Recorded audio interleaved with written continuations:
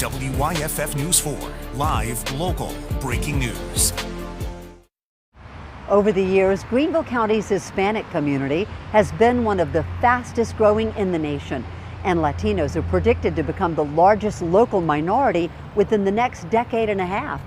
Stephanie Trotter shows us how the diversity in Greenville's population contributes to the quality of the culture. A Latin beat is pulsing across Greenville County. The Hispanic community has grown from 3,000 in the early 90s to an estimated 60,000 today.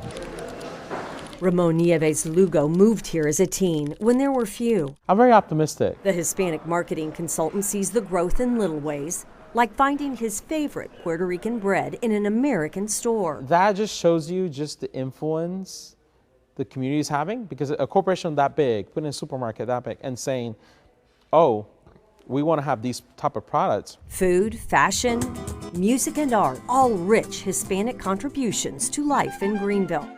Half the Latino community is now born here. The other half immigrates from 17 different countries. Gisela Eljak remembers how hard it was moving to the upstate. Okay, so now I have to start all over.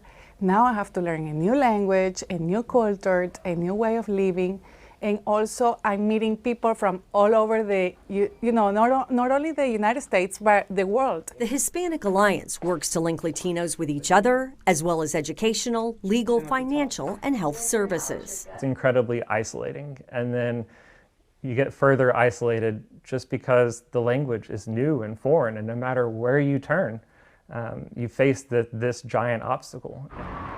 Sergeant Gilberto Franco is one of two of the highest-ranking Hispanic officers with Greenville PD.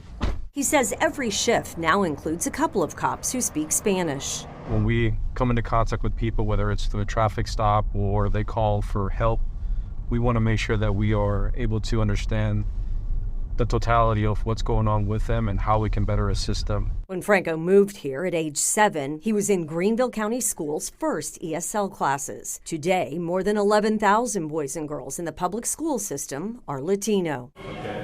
More and more Hispanic people are also accessing Prisma Health's interpretation services. Use increased 70% last year from the year before, but the Alliance says cost and basic lack of awareness of available programs prevent routine care. I want to change that picture, maybe do a picture of the family here. Lazaro and Shadid Bontoto grew up in Miami, but chose to build their restaurant empire here. It caught us, from day one. We were just infatuated with the place and fell in love with it. Thank you for choosing Tropical Grill. They've opened Tropical Grills, Tipsy Tacos, and now the Pasta Project with a strong work ethic. They say courses through the community. The Alliance reports the most common jobs for Latino people include food service, construction, and manufacturing. Laz takes pride in helping first, second, and even third-generation immigrants get established. I think our responsibility is to really help others.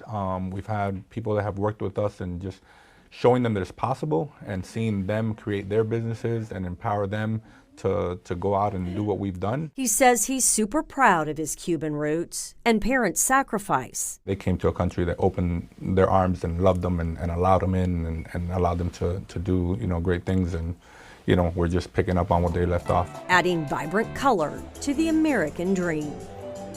South Carolina's Hispanic Chamber of Commerce is headquartered in Greenville, with 600 member businesses from throughout the state. But it's in our hands to decide what we do to balance the growth.